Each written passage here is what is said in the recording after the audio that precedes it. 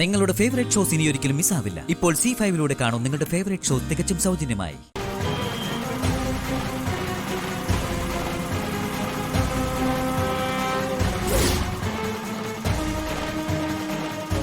ഇവർ ഈ പറഞ്ഞ ദാമോദര കൈമളുടെ കാര്യമല്ലേ ഭവാനിയമ്മയും പറഞ്ഞത്? അപ്പോൾ അയാളുടെ ഏരിയയിൽ എവിടെയാണ് ഇവരുടെ താമസം? ആ വീട്ടിൽ ചെന്ന് കൂടുതൽ അന്വേഷിക്കാം.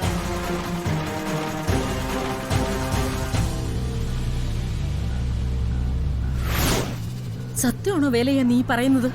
എനിക്ക് വിശ്വസിക്കാൻ സാധിക്കുന്നില്ല. 100% സത്യമാണ് ഭവാനിയമ്മേ. കോട്ടയ്ക്കൽ ഭഗവതിയാണ് സത്യം. രാധയെ ഞാൻ ഈ 2 കണ്ണുകൊണ്ടും കണ്ടതാ.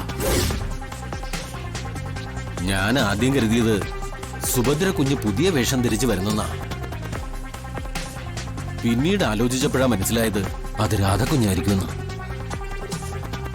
ഇതെന്തൊരു അതിശയമായിരിക്കുന്നു വേലയ്യ. മേഘ നിന്നെ ഈ വീട്ടിൽ നിറക്കി വിടാനും ഞാൻ നിന്നെ കൈമളുടെ വീട്ടിലേക്ക് പറഞ്ഞയക്കാനും കൃത്യമായി രാധ അവിടെ വരാനും എനിക്കെന്തോ അത്ഭുതം തോന്നുന്നു ഇതൊക്കെ കാണുമ്പോ. അതെ, വലിയ അതിശയം തന്നെയായിരുന്നു ഭവാനിയമ്മേ. സത്യം പറഞ്ഞ ആദ്യം എനിക്ക് എന്റെ കണ്ണുകളെ വിശ്വസിക്കാനേ പറ്റിയില്ല. എത്രയോ കാലമായി മേഘൻ സാറ് ഇവിടെയെല്ലാം അന്വേഷിച്ച് നടക്കുന്നതാ. ലോകം മുഴുവൻ ഉഴുതുമറിക്കുകയല്ലേ. എന്നിട്ടും ആ രാധ നമ്മുടെ മൂക്കിന് കീഴിക്കൂടെയാ നടക്കുന്നത്.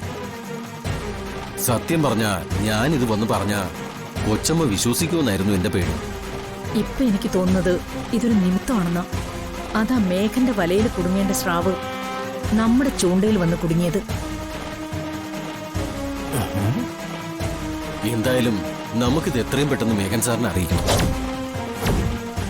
അതാ ഞാൻ ഓടി ഇങ്ങോട്ട് വന്നത്. ഞാനും ഭവാനിയമ്മയും ഒരുമിച്ച് ചേർന്ന് രാധയെ സാറിൽ നിന്ന് അകറ്റാൻ ശ്രമിക്കുകയാണെന്നല്ലേ പറയുന്നത്.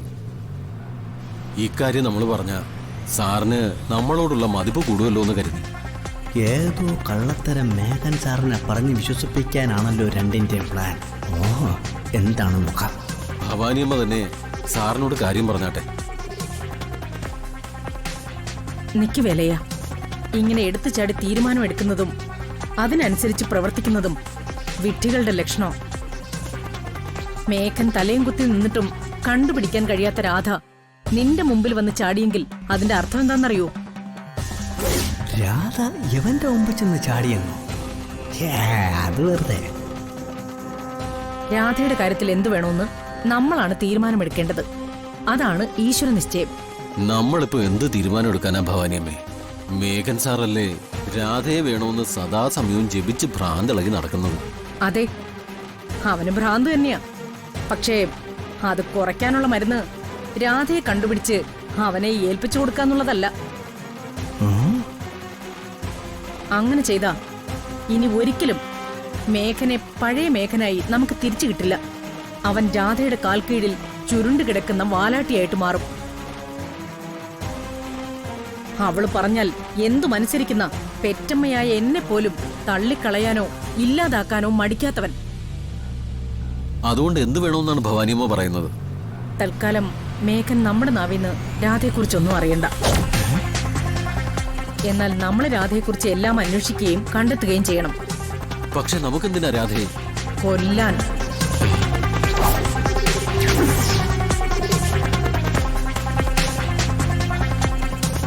ആരുമറിയാതെ ഒരു നരബലി.